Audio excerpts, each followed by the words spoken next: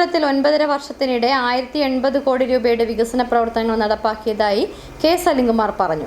കുമളി ഗ്രാമപഞ്ചായത്തിൽ മാത്രം 67 കോടി രൂപയുടെ വികസനമാണ് പൂർത്തീകരിച്ചതെന്നും അദ്ദേഹം വ്യക്തമാക്കി. 3000-ഓളം പട്ടയത്തിന്റെ അപേക്ഷ 500 ഒപ്പിട്ടിട്ടുണ്ട്.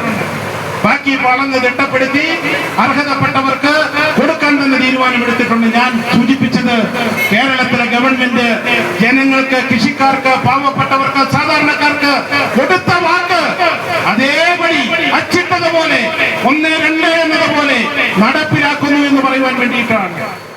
LDF വികസന ജാഥയുടെ ഭാഗമായി സംസാരിക്കുകയായിരുന്നു അദ്ദേഹം. CPI ഇടുക്കി ജില്ലാ സെക്രട്ടറി കൂടിയായ കെ സലിംകുമാറാണ് ജാഥ ക്യാപ്റ്റൻ.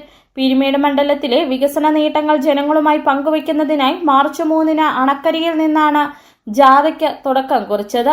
ആനവിലാസം, വെള്ളാരംകുന്ന്, 1-ാം മൈൽ, കുമളി തുടങ്ങിയ കേന്ദ്രങ്ങളിൽ ജാഥയ്ക്ക് സ്വീകരണം നൽകി.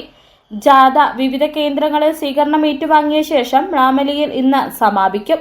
മാർച്ച് 6-ന് വൈകിട്ട് ഏലപ്പാറയിൽ ജാഥയുടെ ഔദ്യോഗിക സമാപന സമ്മേളനം നടക്കും.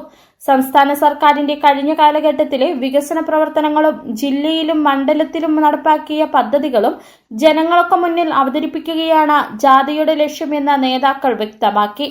ജാഥയിൽ കേരള കോൺഗ്രസ് ജില്ലാ സെക്രട്ടറി രാജിച്ചൻ നീർനാങ്കുന്നിൽ, ജനതാദൾ താലൂക്ക് സെക്രട്ടറി നസീർ മടവൂർ, മുൻ MLA ES ബിജിമോൾ, നേതാക്കളായ R Thilakan, G Vijayanand, VK Babukutty, KM Siddique, Rajan എന്നിവർ സംസാരിച്ചു.